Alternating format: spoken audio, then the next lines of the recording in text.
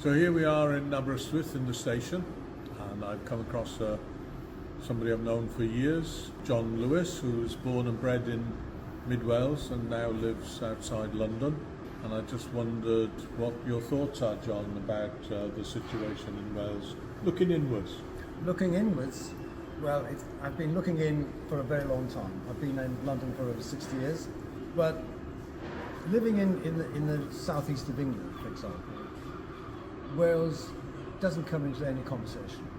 The English view the Welsh as having no standing, of no consequence, and nothing else. And that's because the Welsh don't have any power. They're not locked into the power system of what governs their lives. And that's the tragedy as I see it, looking into Wales. Because we also have the view that England subsidises Wales. And if that's the case, which I disagree with entirely, but if it was the case, then if we said to the English, stop subsidising us, it'd be like a tax break for them, really. They'd be better off. But when you say that to them, they don't want it, because in my view, and in Gwlad's view, the assets are being taken out of Wales and going to England for virtually free. What do you think? Well, the English mindset is that the country is called England and Wales. Therefore, they look at it, the English look at it, the country, as England and Wales, basically. It's the same thing.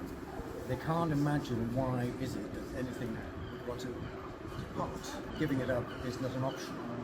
They view it as Greater England. And basically, you could argue from a legal point of view or an illegal point of view, it is exactly that. Yeah. And, you know, I look back into Wales and see what is laughingly called the Welsh government.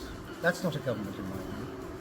It doesn't have a foreign office, it doesn't have a head of state, it doesn't have a treasury.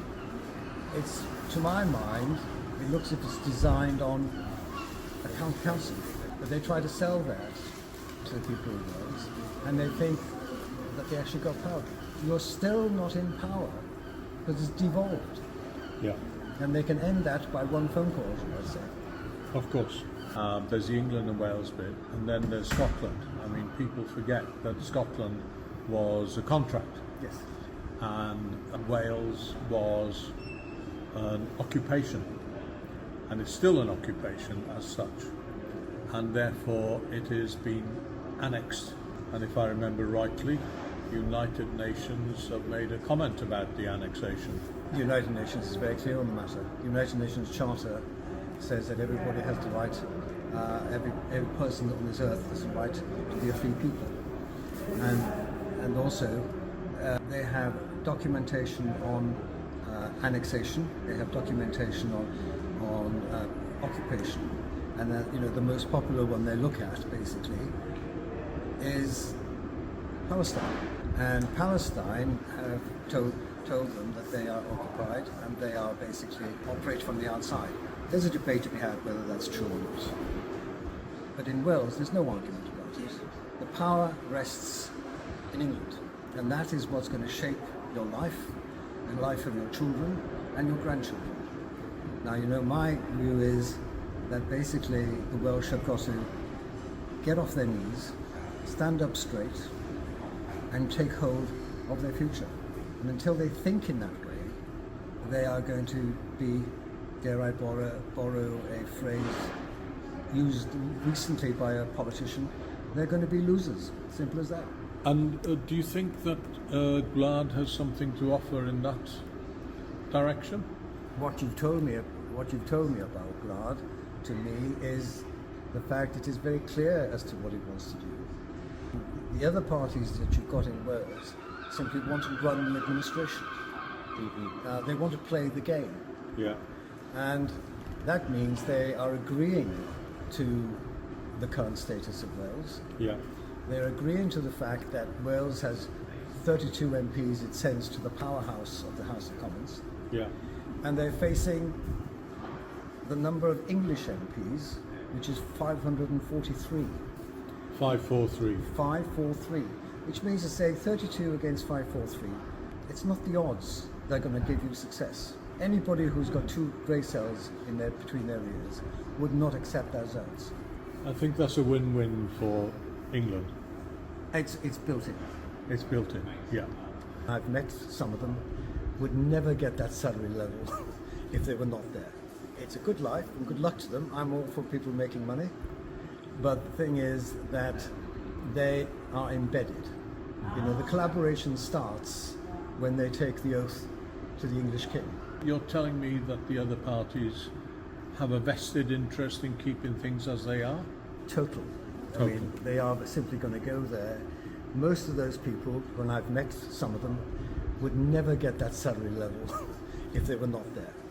It's a good life and good luck to them. I'm all for people making money.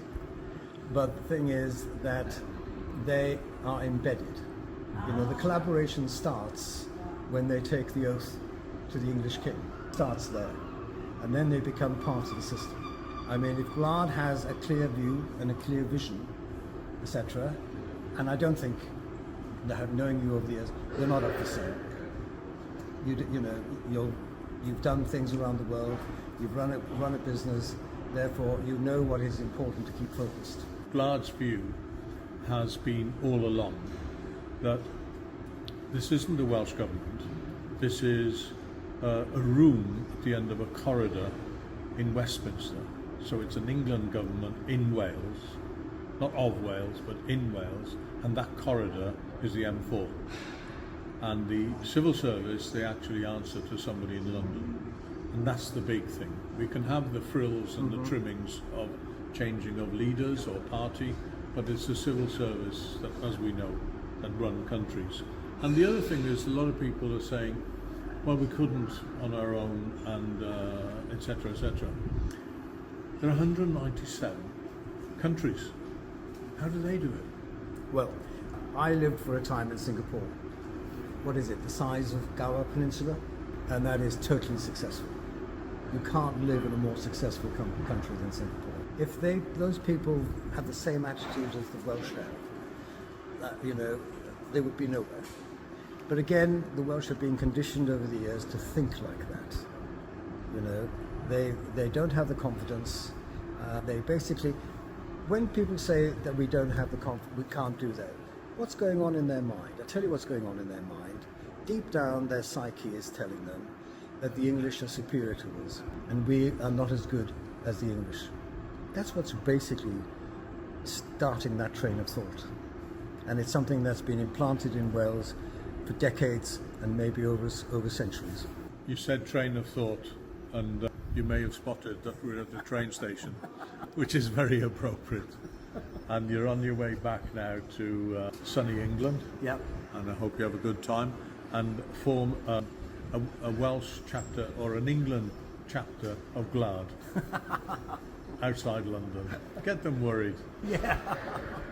Diolch yn fawr, John. Thank Okay. you. Well, Yeah.